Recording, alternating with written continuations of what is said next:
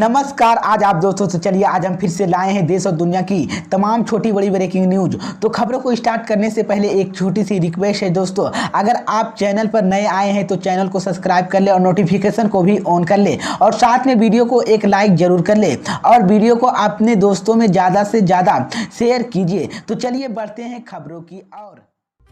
इसी बीच पर दोस्तों अगली खबर की ओर तो कि हरियाणा में दाखिल हुई भारत जोड़ो यात्रा, राहुल गांधी का बड़ा ऐलान, बोले कल्चर बदलने की है कोशिश। जी हां दोस्तों, आपको बता दें ये बड़ी खबर सामने निकल कर आई दोस्तों कि राजस्थान के बाद अब राहुल गांधी की भारत जोड़ो यात्रा हरियाणा में शुरू हुई है। बुधवार को सुबह तड़के मोडुका बॉर्डर से हरियाणा में प्रवेश हुई है। इस दौरान राहुल गांधी ने दोहा गाँव में विशाल जनसभा को संबोधित किया। राहुल गांधी ने कहा कि आप कड़ाके की ठंड में हमारी बात सुनने आए हैं, इसलिए आपका दिल से धन्यवाद करता हूं। उन्होंने कहा कि एक नेता मुझे तपस्वी बता रहे थे कि मैं देश का तपस्वी नहीं हूं, मैंने कुछ बड़ा काम नहीं किया है। इस देश में मुझसे बड़े करोड़ों तपस्वी भी है। रोज सुबह उठकर खाते में काम करते हैं, मजदूरी करते हैं और उन सड़कों पर पूरी जिंदगी चलते हैं। इसी को लेकर मैं आपको बता दें कि हम कन्याकुमारी से कश्मीर तक चल दिए। इससे बड़ा काम इस देश में गरीब लोगों को, किसान मजदूरों, छोटे दुकानदार सब करते हैं। राहुल गांधी ने कहा है कि सड़कों पर चलने से बहुत कुछ सीखने को मिला जो शायद गाड़ी, हवाई जहाज में, हेलीकॉप्टर में सीखने को नहीं मिलता है। राहुल गांधी ने कहा कि यात्रा कन्याकुमारी से श्रीनगर में हिंदुस्तान के तिरंगे को हम लहराकर जोड़ेंगे। कोई भी शांति इस यात्रा को नहीं रोक सकती है।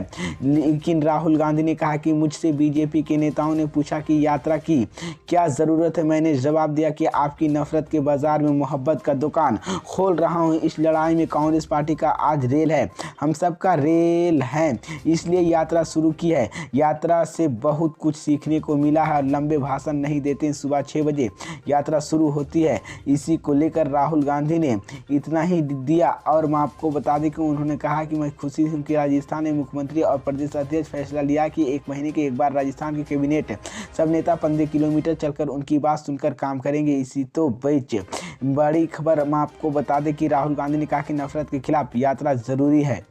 इसी बीच पर दोस्तों अगली खबर की ओर तो कि मुसलमानों के विरोध में उतरी एक बार फिर से योगी सरकार। उत्तर प्रदेश में मदरसों में शुक्रवार की जगह रविवार को छुट्टी पर किए जाने का प्रस्ताव, मुसलमानों में भारी गुस्सा। जी हां दोस्तों, आपको बता दें ये बड़ी खबर सामने निकल कर आई दोस्तों कि उत्तर प्रदेश मदरसा बोर्ड के मदरसों में शुक्रवार को बजाय रविवार को छुट्टी किए जाने का प्रस्ताव सौंपा गया है। इस पर अंतिम निर्णय बोर्ड की जनवरी में आयोजित होने वाली बैठक में लिया जाएगा। उत्तर प्रदेश मदरसा शिक्षा बोर्ड के अध्यक्ष डॉक्टर इफ्तिखार अहमद जावेद ने बुधवार को पीटीआई भाषा को बताया है कि मंगलवार को उत्तर प्रदेश आशिकी अरबी और फारसी मान्यता प्रशासन एवं सेवा विनियमावली 2016 में जरूरी संशोधन और बदलाव की सिलसिले में एक बैठक बुलाई गई थी, जिसमें बोर्ड के मदरसों और बड़ी संख्या में मदरसों के प्रतिनिधियों ने हिस्सा लिया।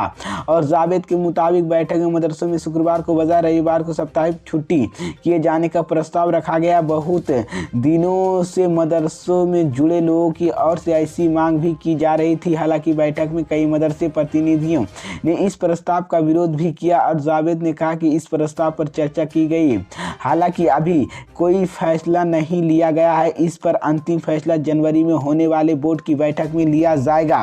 गौरतलब कि उत्तर प्रदेश ही नहीं बल्कि संभवतः पूरे देश के मदरसों में शुक्रवार को ही साप्ताहिक आवश्यक होता है, लेकिन शुक्रवार की जुमे की नमाज पढ़ी जाती है, जिसका इस्लाम का विशेष महत्व है। जुमे की तैयारी के मद्देनजर ही मदरसों में शुक्रवार को छुट्टी दी जाती है। इसलिए टीचर्स एसोसिएशन मासिक अरबी उत्तर प्रदेश के महासचिव दीवान साहब ने कहा है कि रविवार को जगह, अब मैं आपको बताया, उन्होंने बताया कि मदरसों में बोर्ड की मंगलवार को हुई बैठक में इक्का दुक्का लोगों ने ही शुक्रवार को बजाय रविवार को साप्ताहिक आवश्यक की व्यवस्था करने की वफलत की थी।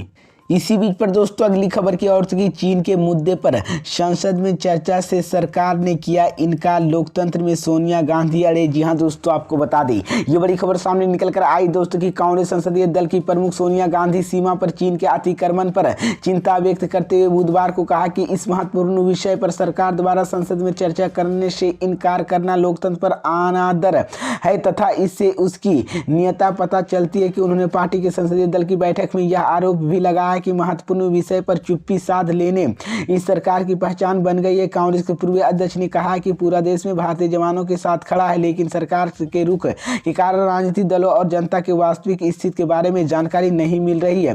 सोनिया गांधी की अध्यक्षता में हुई पार्टी के संसदीय दल की बैठक में कांग्रेस अध्यक्ष और राज्यसभा में नेता प्रतिपक्ष मल्लिकार्जुन खड़गे ने लोकसभा में पार्टी के नेता अधीर रंजन चौधरी और कांग्रेस सांसद शामिल हुए हैं। कांग्रेस के पूर्व अध्यक्ष ने कहा कि चीन का हमारी सीमा पर लगातार अतिक्रमण करना गंभीर का चिंता विषय है। पूरा देश हमारे उन पर सजगह जवानों के साथ खड़ा है जिन्होंने चीन के हमले के मुश्किल हालात में विफल किया और सरकार इस पर संसद में चर्चा करने से इनकार कर रही है। इसका नतीजा यह है कि राजनीतिक दल और जनता वास्तविक जमीनी स्थिति को लेकर अभिनेत्री है। उनका कहना है कि जब बड़ी राष्ट्रीय चुनौती आती है तो संसद में विश्वास में लेने की परंपरा नहीं, चर्चा से कोई महत्वपूर्ण सवालों पर प्रकाश डाला जा सकता है। कांग्रेस के पूर्व अध्यक्ष ने दावा किया कि गंभीर राष्ट्रीय चिंता विषय पर चर्चा से इनकार करना लोकतंत्र के प्रति अनादर और सरकार की नीयत के दर्शाता है।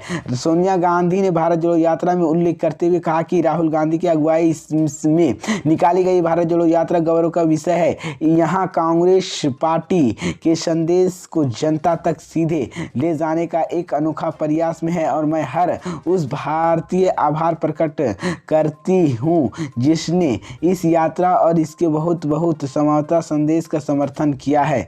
इसी बीच पर दोस्तों अगली खबर की ओर तो हिमाचल प्रदेश में सीएम सुखविंदर सिंह ने पुरानी पोषण योजना को लेकर दिया बड़ा बयान। जी हां दोस्तों, आपको बता दें ये बड़ी खबर सामने निकल कर आई दोस्तों कि हिमाचल प्रदेश में मुख्यमंत्री सुखविंदर सिंह सुक्खू ने मंगलवार को 20 दिसंबर को वित्त विभाग पुरानी पोषण योजना के लिए अंतिम प्रस्ताव पेश करने का निर्देश दिया ताकि यथाशीघ्र इसे लागू करना सुनिश्चित हो सके। एक बयान में मुख्यमंत्री सुखविंदर सिंह ने कहा है कि राज्य सरकार ने निर्णय लिया कि पुरानी पोषण योजना के संबंध में कर्मचारियों के लंबित मांग के मंत्रिमंडल की पहली बैठक में पूरा किया जाएगा।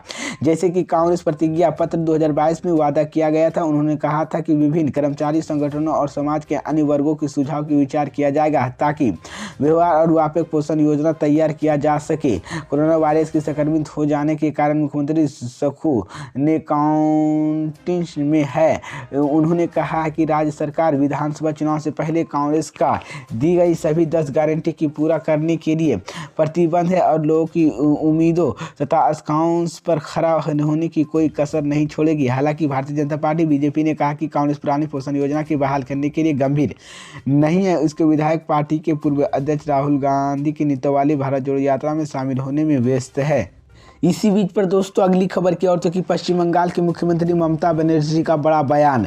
कहा, हम बंगाल को नहीं बांटते हैं नहीं जोड़ते हैं। तो वहीं आपको बताएंगे दोस्तों कि पश्चिम बंगाल की मुख्यमंत्री ममता बनर्जी ने कहा है कि बंगाल में हम लोगों को बांटने नहीं है बल्कि जोड़ते हैं। कोलकाता के क्रिसमस से पहले आयोजित कार्यक्रम में उन्होंने यह बात कही है। मुख्यमंत्री ममता बनर्जी ने आगे कहा कि बंगाल को एक ऐसा स्थान बना रहने देना चाहिए जहाँ पर लेवल कोई विभिन्न धर्मों का पालन करते हैं बल्कि एक साथ त्यौहार मनाते हैं। इस बीच परिवर्तन निर्दलीय ईडी ने बुधवार को दिल्ली हाईकोर्ट में मौखिक आश्वासन दिया। वहीं मनी लॉन्ड्रिंग मामले में तृणमूल कांग्रेस टीएमसी के नेता अनुब्रत मंडल को यहां पर पेश करने के एक वारंट पर 9 जनवरी तक अमल नहीं करेगा। इस आश्वासन पर जस्टिस समित सिंह ने मंडल याचिका को 9 जनवरी 2023 के लिए सूचीबद्ध कर दिया गया।